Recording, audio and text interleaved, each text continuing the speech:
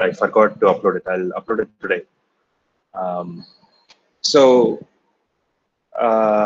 just to recall, right, what we were doing is we were defining this new monad for state that allows you to simulate state, and we had incrementally built up to define the state monad, right? So how do we define a state monad? State monad is a functor that takes some type, right? Some type as an argument. Essentially, this module argument sits here only for getting this type, and this functor is going to return you a state monad where the state type is s.t, whatever type that was passed through. The idea is that you can instantiate the state monad for a particular type. So you can create an integer state monad or a Boolean state monad or any one particular state monad specialized to one particular type. So the type of state is s.t, just as the sharing constraint here says. The type of computation is a function that takes the current state and returns you a pair of the new state and the result of the computation. So when you write alpha t, you're essentially saying it's a computation that when run returns you an alpha, right? And return simply returns the value and does not read or write the state. It simply gets the state and returns it. Bind is what we have seen earlier. So get the current state, pass it to m, the first computation. That will give you s prime and a result of the computation. And apply f to a and s prime. That is going to return a pair of a new state s double prime and the result of f, which is some b. And this whole thing is the bind operator. Get is going to return the current state and does not modify the state. So the first argument is the same. Put takes a new state, right? It ignores the current state that is passed through. It changes the state so that the state is now whatever that was passed through as an argument. And put itself does not return anything useful. It returns unit. And finally, there is RunState, which takes a computation, an initial state, and runs it. So it returns a pair of the final state and the final result. So this is what we had seen earlier, the last thing that we saw yesterday. Any questions on this definition, right? There are a few things going on because everything is a function here. Is there anything that is not clear in the definition of the state monad? You can ask questions. I'll wait for a minute.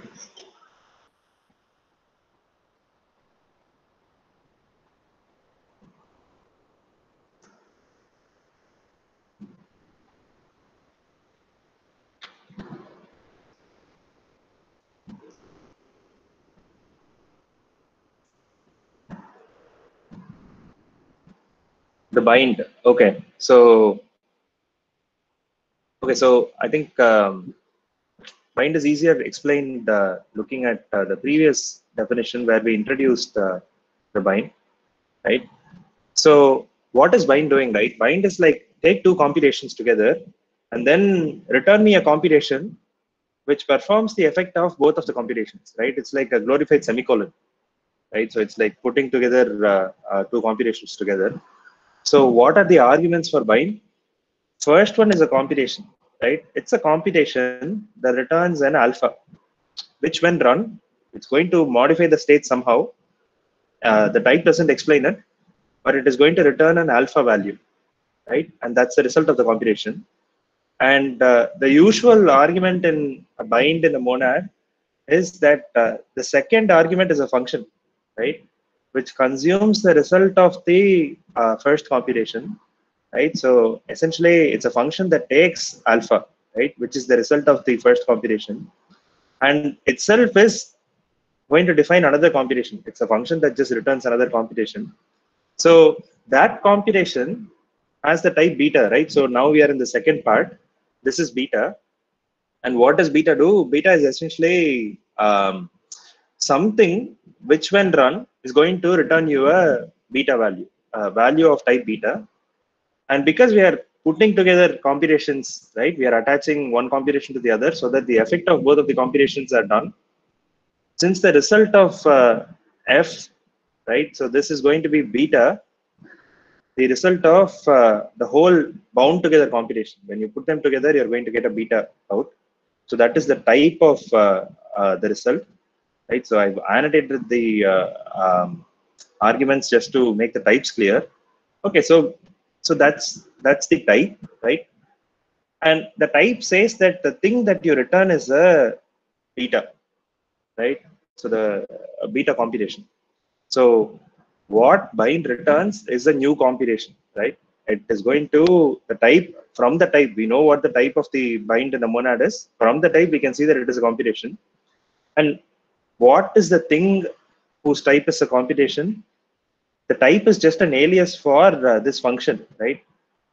It is something that takes a state and returns you a pair of the resultant state and some return value. So because the thing that bind should return is a computation, we define a computation here, right? How do you define this computation? It has to be a function that takes a state and returns you a pair of state and final value.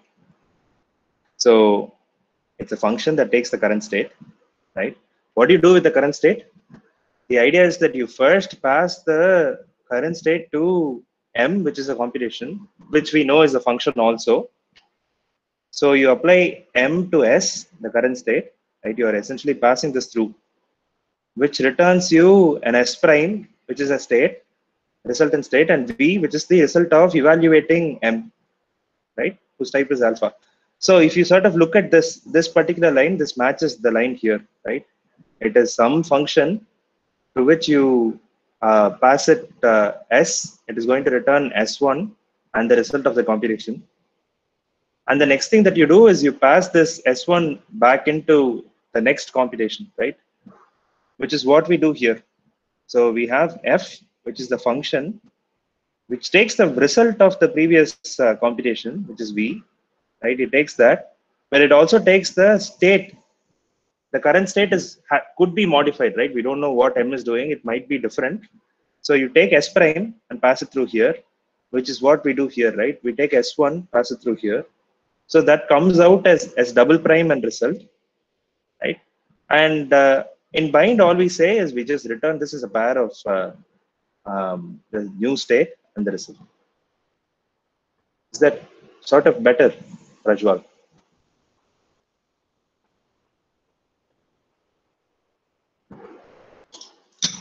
Okay. Yeah, that's bind. RunState is. So I think RunState will become clear when we look at an example.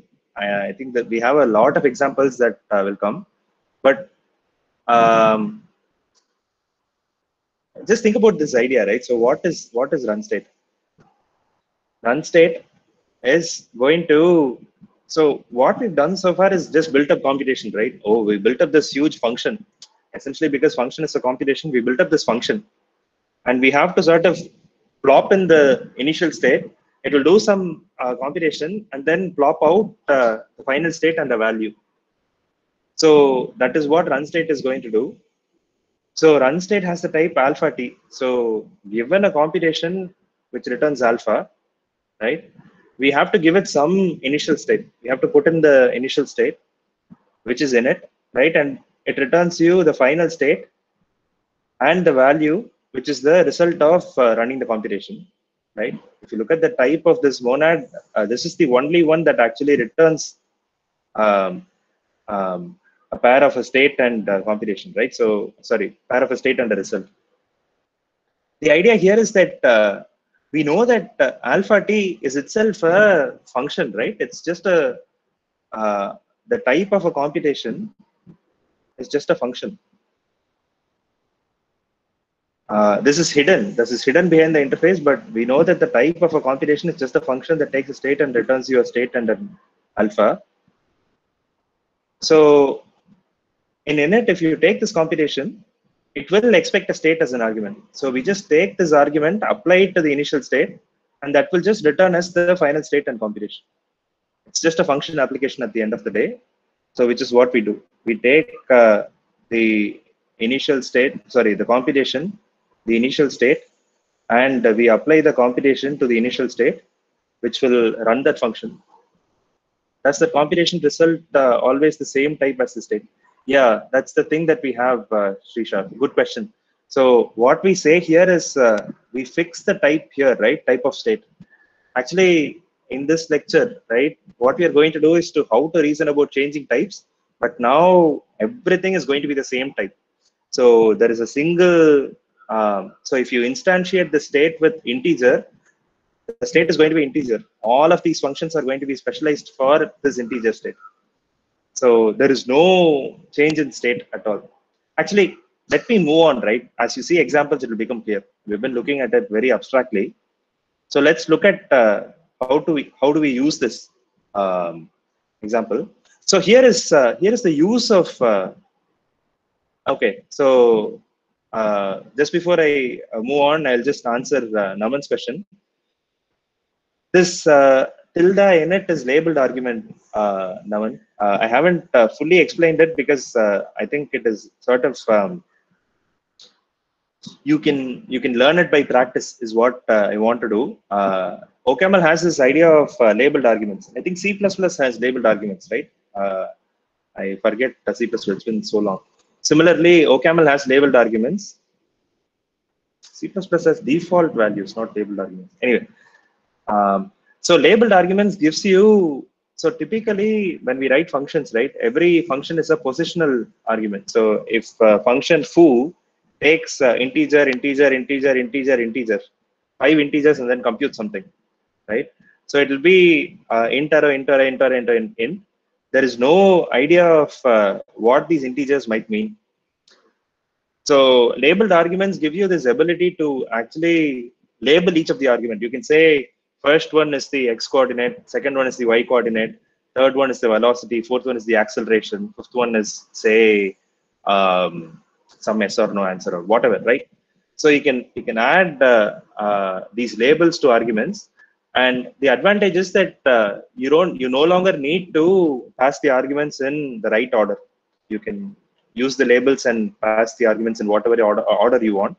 There are two benefits to label arguments. First one is actually these are self-documenting, right? The types will, if you look at the type will actually reflect that the argument has a label in it. The idea is that when I just look at the state here, I know this is an initial state, right? So that is one benefit of labeled argument. The second benefit is you can use it in any order. We don't use it in any interesting fashion here, but that's the label. Init is the label, and this is the actual type, right? Don't worry too much about it. I can actually remove this, and nothing would be lost. But it's nicer to introduce these features incrementally as we go on. So the way you do labeled arguments is you actually write down the type here, right? That's the type side of labeled arguments. On the term side, when you actually write the function that takes a labeled argument, you have to use this tilde, and that the variable name should match the name of the label. Okay, and then you can use it just as a function. Is that I won't explain it further because I think it will take it away from what I want to do. Okay, so Srisha, so in the bind, the beta will in practice be the alpha itself.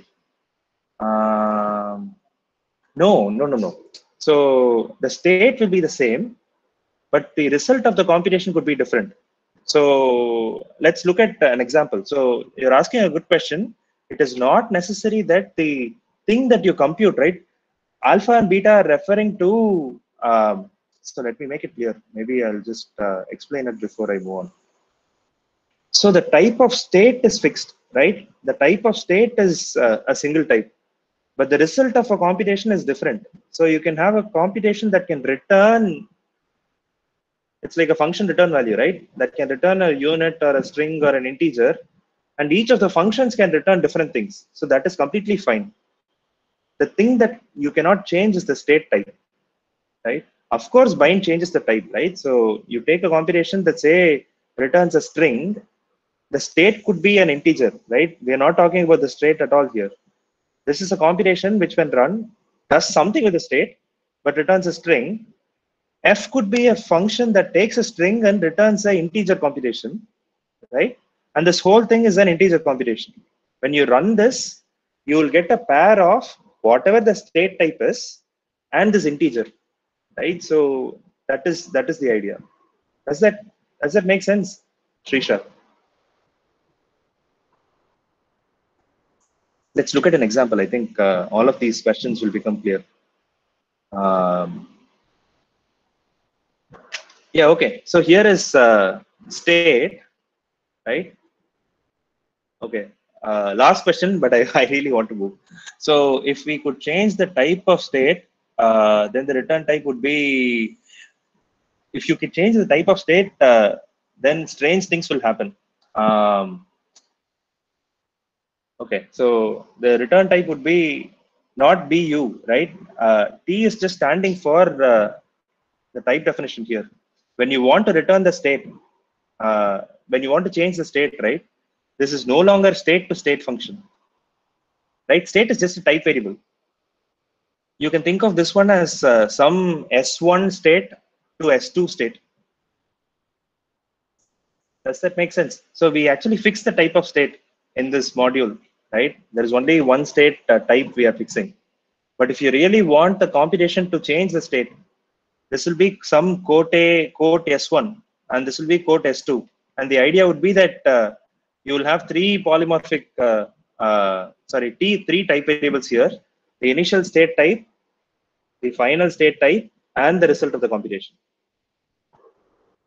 Actually, we have an example, Sarthak. I think we should do that next. It will become very clear. But that's the idea, right? So it's not that you'll change the T. T is just a placeholder for a new type. The thing that will change is T is the type name, right? So it won't be beta U. The thing that will change is these two arguments. So this will be some quote S1 and this will be some quote S2. We are going to look at some examples like that. These are really good questions. So, but I think all of these will be answered in the rest of the lecture. Okay, last question. I'm done. So you have state. I'm initializing the state with an integer, right? So the idea is that we have a monad now which is specialized for just the integer state. You have all these functions put and get, which puts an integer and gets an integer and so on. Okay, so so we have a module int state, and I open the int state module. I'm defining very simple functions just to get the point across. So inc v, right, takes a value and then increments the state by v, right? I know this is an integer state, so what I'm going to do is to get the state and then put s plus v. Dec v, right, decrements the state, so it gets the current state, somehow magically getting this value, right, because all of that is hidden behind this monadic interface. We just get the current state and then we put s minus v, which is decrement, right, and double gets the current state and then puts the double of that value. Observe that this is like, although we are not naming the reference, right, there is only one reference in this world that we are defining. So this is as close to what you can ideally write, right? So get does not need to take a value because there is only one reference. We just get, you will get that value and you can put. So all of the complexity of how we simulate this is hidden behind the interface. It is almost as if you are just programming with references, except that you only have one reference here. So you can look at the type of this one. How do I do this? Oops. Maybe the types are not useful. So I'll show you the type anyway. So, okay. So what I want to show is the type of increment, decrement, and double. So increment, oops. Okay. Increment takes an integer and then returns unit in state, right? The idea is that it takes an integer, increments the state, but itself does not return anything useful, right? It almost swallows this integer. But the integer is not gone, it's actually in this int state monad, but the computation itself returns a unit. Decrement also takes an integer, returns a unit, double does not take any arguments, right? It just reads the state, doubles it, and then puts the state back. So it is a computation which just returns unit. Okay, so that's the idea there. Let me switch back to slide mode. Okay, so now let's use it in a program. So here is the program, right? I'm actually writing a computation using the functions that I've defined. So here is a program. I call it computation, which increments the current state by 20, right? Doubles it, and then decrements the state by 10. So if you give it some state, it will increment it, double it, and then decrement 10. So I've defined a computation, right? So a computation is just a alpha t. In this case, it will be unit t, right? Because decrement also returns a unit value. I have to actually run this computation. That is why RunState is here. When you call RunState with an initial value of 10 and the computation, what it does is it first the state is 10, right? So it increments the state, which gives it 30, doubles it, so goes to 60, and then decrements it by 10. So the state is going to be 50, right?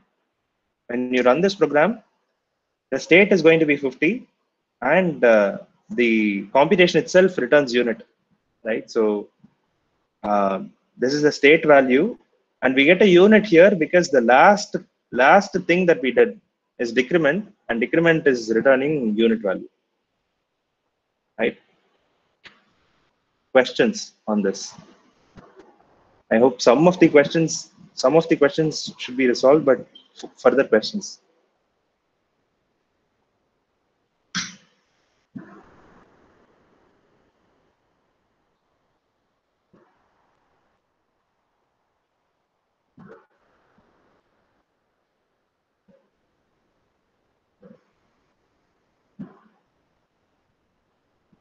Okay, looks like there aren't questions. So similarly, as I mentioned, right? So we are defining a single type mutable cell for a particular state.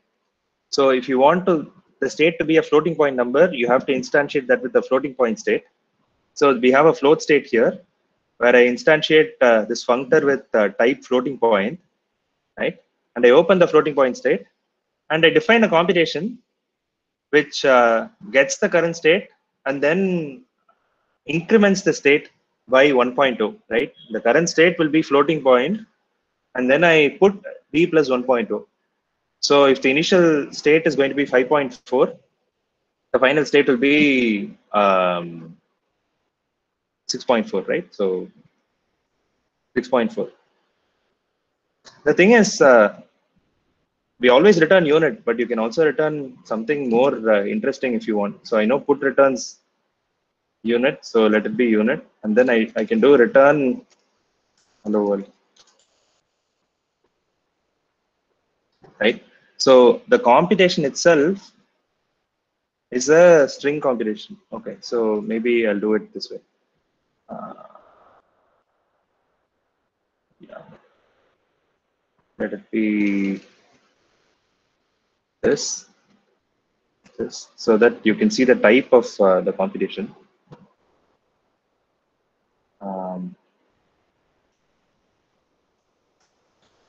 Uh, so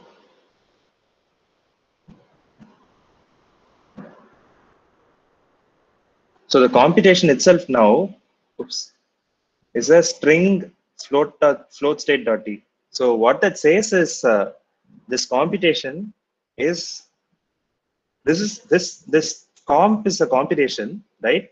Which when run using RunState is going to return a string, and the state type is whatever the float state.t is, which we know that it is a floating point number. That's the way you have to read it. So when you run it, you'll get a string back. So that is why we got a string here. And the state itself is a floating point number. So that's what you get by state here, right? Float state.t is the state, and the result of the computation is a string. So of course so this answers Sirisha's question. Of course, the type can change because the result of put is a unit, but we took a unit and this result is a string, right? We have to lift it up. So we are using return here because return is a value, a string value. We need to lift it up to a computation. That is why we need to use return. But that changes the type of the computation, right? So this one is going to return you a state.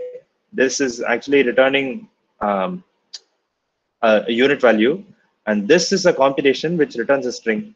And because we are binding it all together using this let star syntax, this whole computation returns a string, and that is what we have here. And that's why when we run this computation, we get a string out. Okay, so that should possibly answer some questions. I'll keep moving on because we are going to see a few more fun ideas.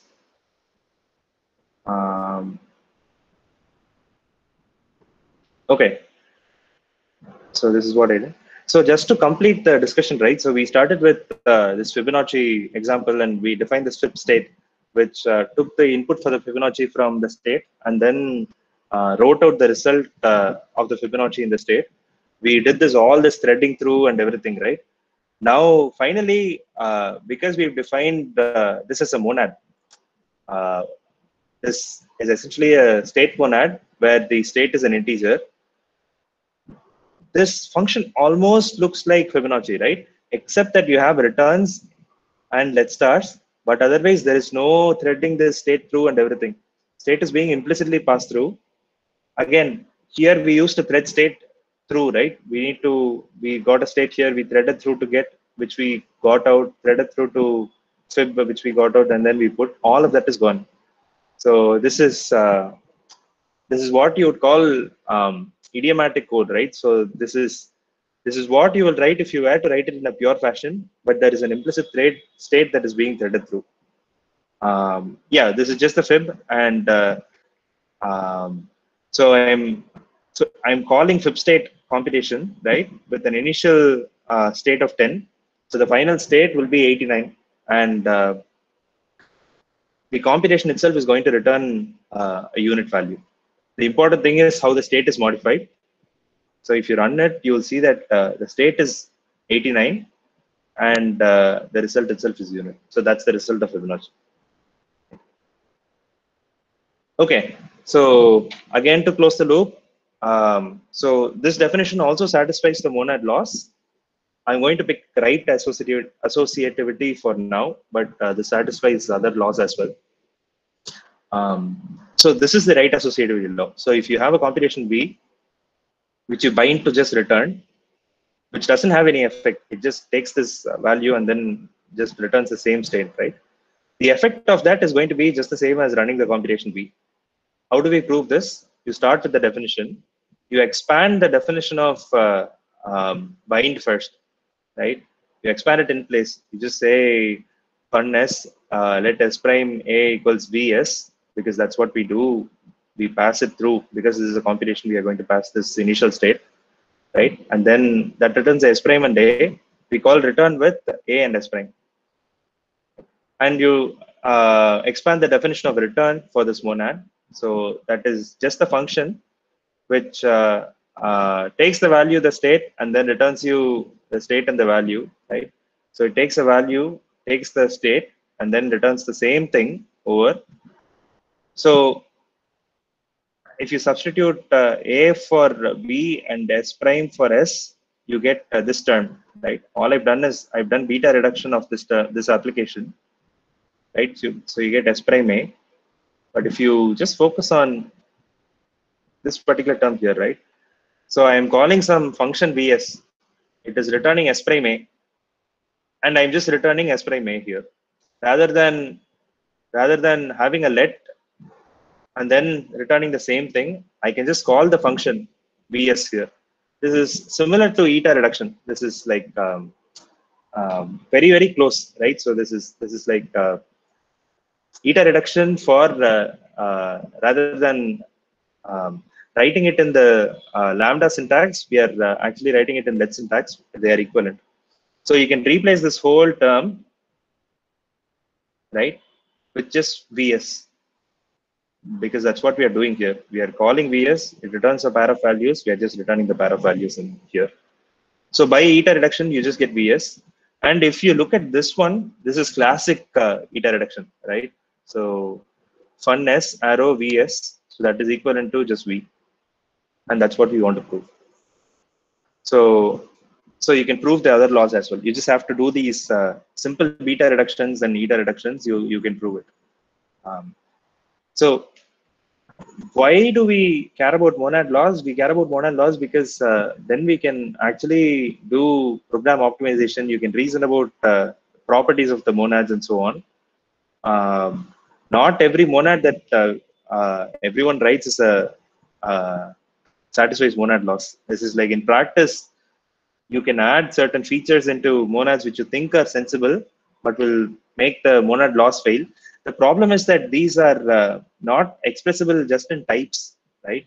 You have to go somewhere beyond types. The fact that this term is equivalent to this term cannot even be cannot be expressed in types. You can test it by having particular instances of V, but not but testing doesn't prove it, right? So unfortunately, it means that in practice, you have to be really careful about monad laws as well. We won't see too much about monad laws, but I just want to hint about monad laws so that you are aware of it. Okay, so that's the thing about monad laws. Okay, so this comes to finally the thing that I want to cover in the rest of the lecture is the observation that few of you had, which is the case that the type of state that we have is a single type, right? For integer, you wanted to initialize it with the integer type, and you get a thing which is a computation whose state is an integer. You cannot mix it with the computation which changes the state, right? This is a bit unfortunate because your state can only be unitype, but it's also quite interesting how we can change the type. As I hinted earlier, right? So you have to do something about the computation type. And that's what we are going to do. The question that we are going to try to answer is, can we change the type of state as the computation evolves? So you might have a computation whose state type is integer, and it changes it takes in an initial state of type integer, and maybe returns a state of type floating point. Right? If you think about so this is the place where we sort of go beyond what we can do with plain references, right? If you just had a plain reference, when I create a reference, okay. So the analogy that we were having so far is that imagine a world, right, where you just have one reference, right? That is the analogy that we were doing. In OCaml, you can just imagine we create a single reference, ref of 0, right? And ref of 0 has integer type. It is not the case that this ref is now integer, but I do some operation which changes the thing that is stored in the ref to be a floating point number. That's not a sensible thing to do, right? If you sort of take this analogy and extend it to here, what we are doing is quite strange, right? If you imagine there is a single reference, we are actually changing the type of the reference as the computation evolves. So in some sense, the thing that we are going to see here is more powerful than plain references, right? Of course, references in OCaml have other things, right? You can dynamically create references. The references could be of multiple types. We will do that in the assignment, but this particular property that the state actually changes type as the computation evolves is not something that plain references in OCaml has, right? Okay, with that, we can actually look at how we are going to do this, right? So the trick is this, right? So in our computation type, we just had an alpha. The alpha represents the return value of the computation. It doesn't say anything about state. All it says is if you run this computation, you will get an alpha back. But now we have to reason about what the initial state is and what the final state is. And we want it to be generic, right? So we want the initial state to be some code P, right, for the starting state.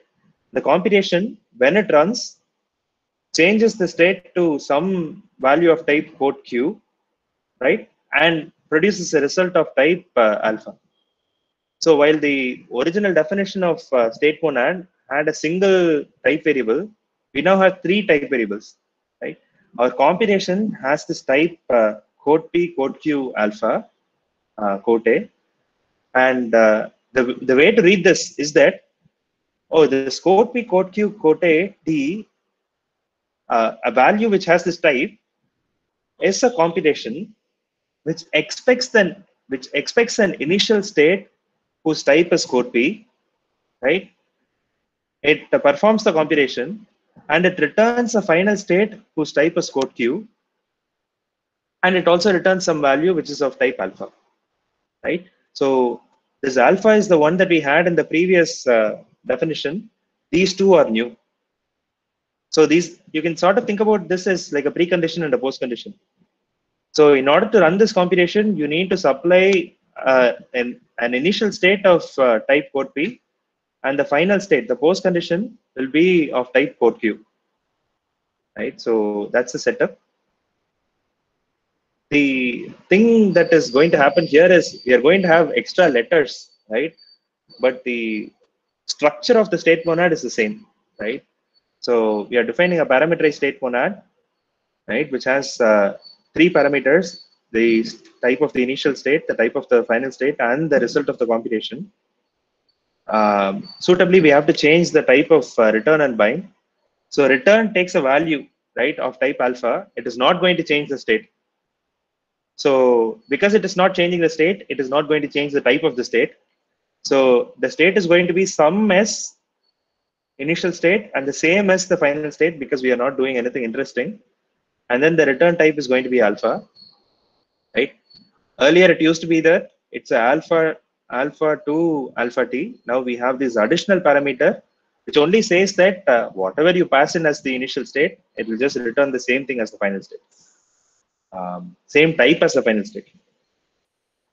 So let is a bit interesting now, right? Because we are stitching together computations which might return different states, right? So the thing that we want is when we put them together like this, these two should match, right? Whatever the result type of the first computation, sorry, the result state type of the first computation should match the input state type of the second computation, right? So that is what we see here. So we take the first computation, which changes the state from R to S, right, and returns an alpha. We take a function which consumes the alpha and returns a state, returns a computation whose initial type is S. So this S and this S matches, right? So that's where we are sort of putting them together so that the states match, right? And itself is going to return some state of type T, right? And the result of that computation is beta. Then when you put them together, right, what should happen? The initial state should be R, right? The final state should be T. And because the computation itself returns a beta, the whole thing returns a beta, right? So because the initial one is R, for the composed thing, the initial one is R. Since the final state is T, the final state is T. And because the second computation is returning beta, this computation, the thing that you get as a result of putting them together, also returns a beta, right? The thing that it should match here in the state is the same reason why these two types should match, right? Because this is a computation that returns an alpha, this has to be a function that accepts an alpha.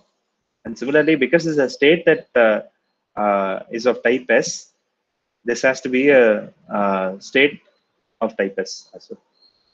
Okay, so that's the static side of things.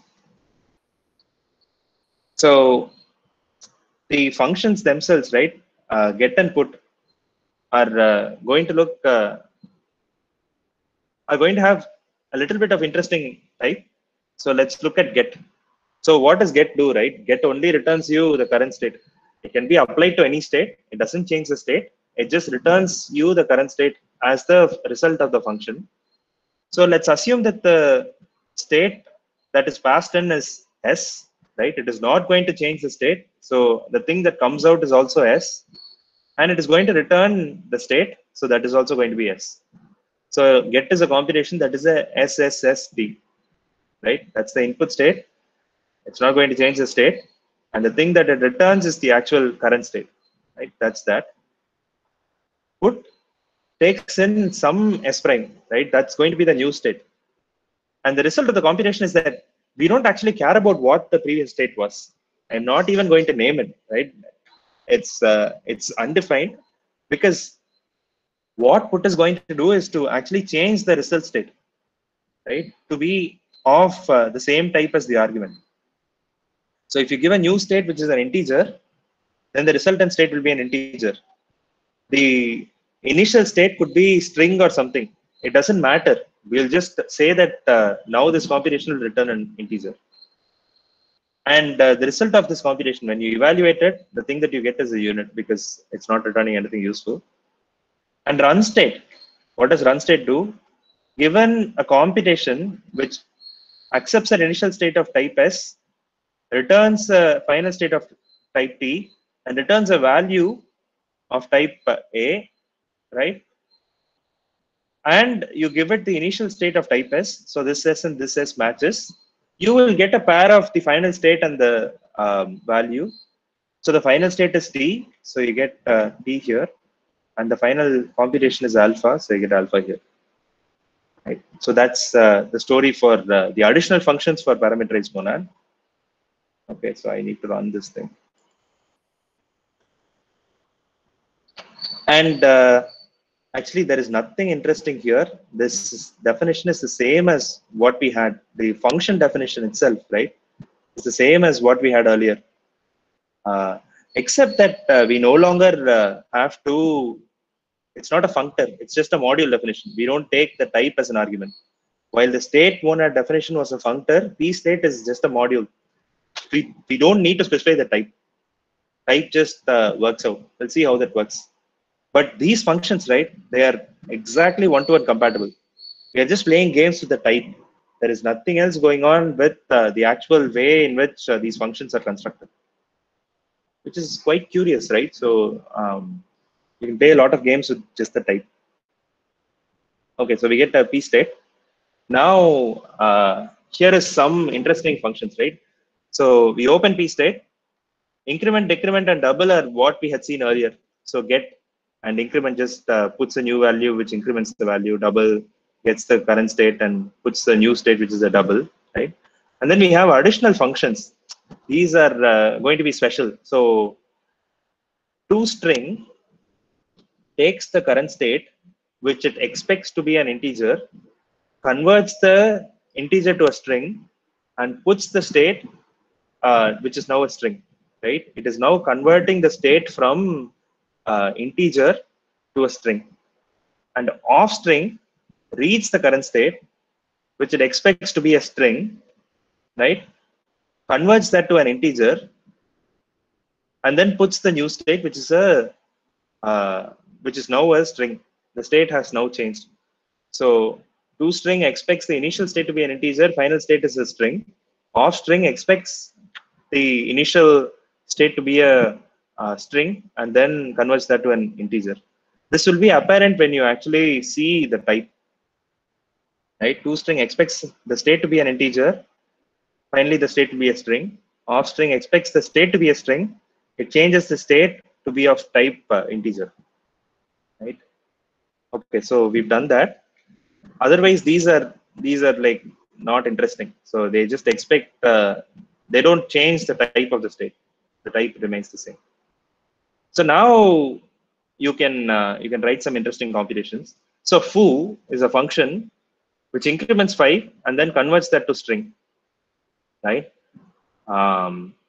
Whatever state is. So the initial state expectation is that it should be a string, increments and then converts that to a string. Bar gets the string, right? And then adds suffixes 0, 0 string, right? could be any string. It just suffixes that to be a 00 string. So I define bars as a composition of foo and bar. Just do foo first and then do bar, right? So this is an int to string computation, right? That changes the state from integer to string. This is string to string. Bar is string to string. So these two types match, right? Int to string and string to string. String matches, so that's fine. Yeah, if you do this, then int to string, string to string. So when you put them together, you get integer to string, which is what we have in Baz, right? If you give it integer, it returns a string. Actually, you'll see that it also works out.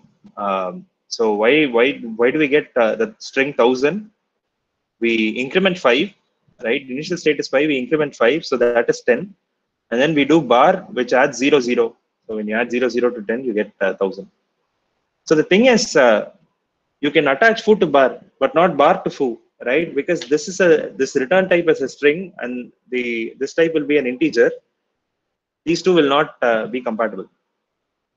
So we can see that that is the case. If you start with bar and then attach that to foo, bar return type as a string, this expects an integer.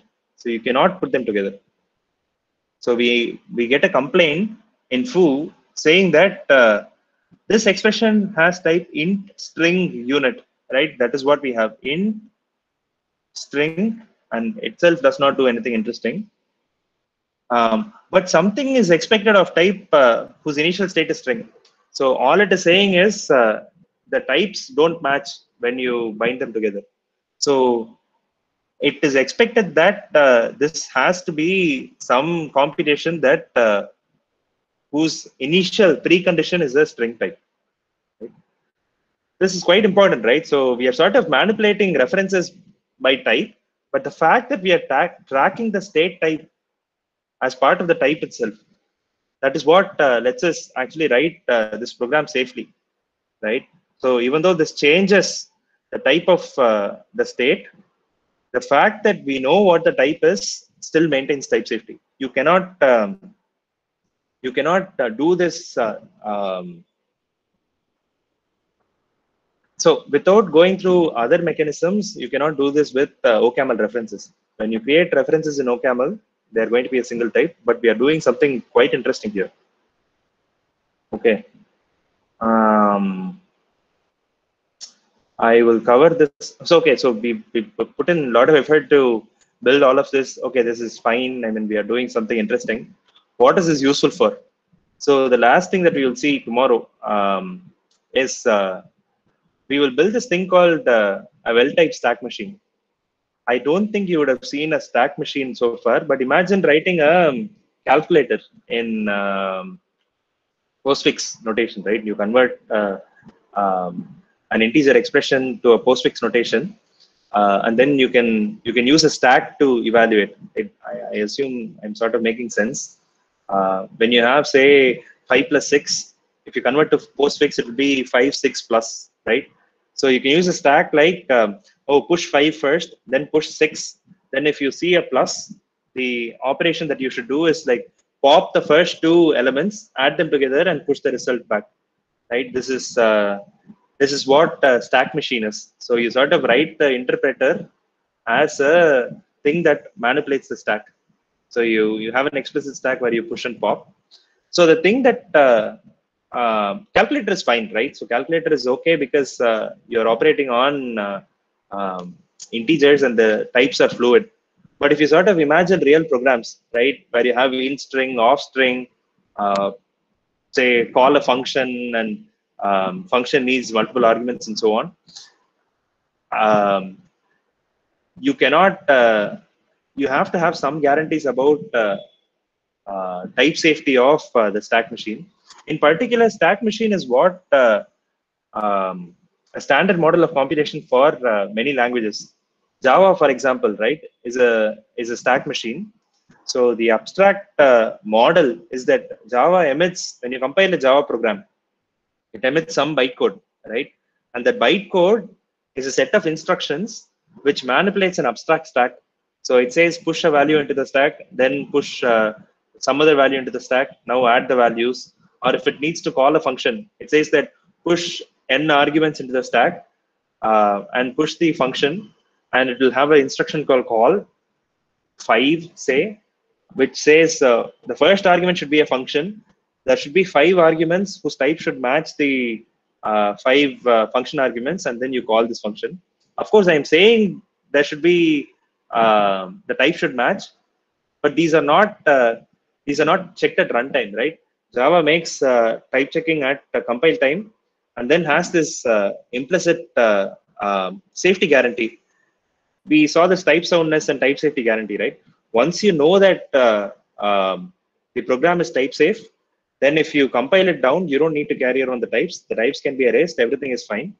But interestingly, right, there is a thing called WebAssembly, which you should certainly look at. So WebAssembly is this new virtual machine instruction set for the web.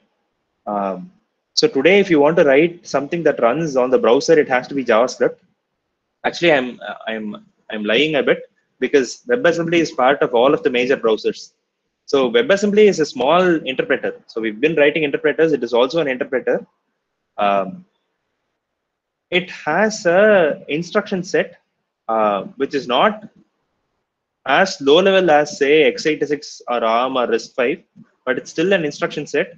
The instruction set is a stack machine, right? And the idea is that it is a really good target for compiling C, C++, OCaml, Haskell, Scala, Java, all of these languages, so that they can run on the browser, right? So it's a really interesting project. You should certainly have a look. There is a link. If you click on this, this will go to the link. All major browsers support it. So the idea is that you can write a C program and actually run it efficiently on the browser. So the WebAssembly has an operational semantics. Semantics, the dynamic semantics that we had seen in all of these lectures is operational semantics. And WebAssembly has a very specific operational semantics, right? Which says something very special about types. Because you are compiling C to WebAssembly, you don't have this guarantee of type safety. C doesn't guarantee type safety, right? But you are running it on this WebAssembly interpreter that is sitting in your browser, right? And C, I think you will study some of this in the operating system lectures, but also security lectures. C is very unsafe, right? You can write C programs which, if you have, say, vulnerabilities like buffer overflow and so on, you can exploit things that are in your program, in your process. So imagine this world, right, where you have WebAssembly running in one tab and you have your bank account open in the other tab, and you've compiled C to WebAssembly. If WebAssembly sort of runs everything dilly-dally, right? So the problem is that there is no safety at that point. You can run some C program which you thought was safe, but it can read your bank account information, for example. This is not what happens, right? This would be a terrible idea. People who write web browsers are really clever. So they have this very nice property that anything that runs on WebAssembly has a type safety guarantee.